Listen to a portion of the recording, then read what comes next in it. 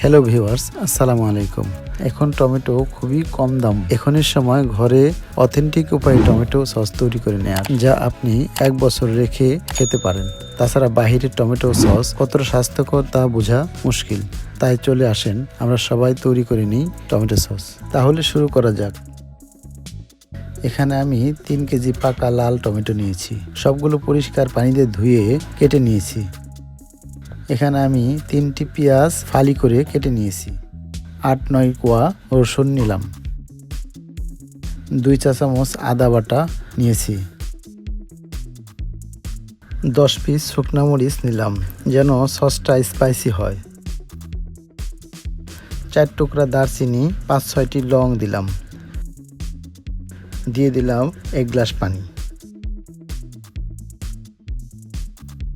বসিয়ে দিব চুলায় এবং সেদ্ধ করে নেব।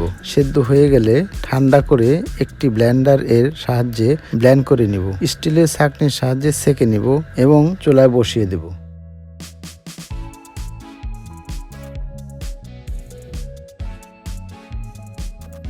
এ পর্যায়ে একটি বাটিতে 4 টেবিল চামচ কর্নফ্লাওয়ার নেব।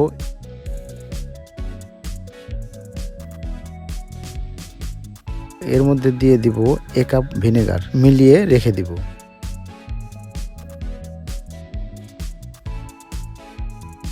হালকা আঁচে জাল দিতে থাকবো। এ পর্যায়ে 1 কাপ চিনি দিয়ে দেব। দিয়ে দিব কর্নফ্লাওয়ার ও ভিনেগার মিশ্রিত পানি। দিয়ে দিব 1 কাপ পরিমাণ তেঁতুলের কাঠ। দিয়ে দিব স্বাদমতো লবণ। সবগুলো ভালো করে মিশিয়ে হালকা আঁচে জাল দিতে থাকবো 2 থেকে 3 মিনিট।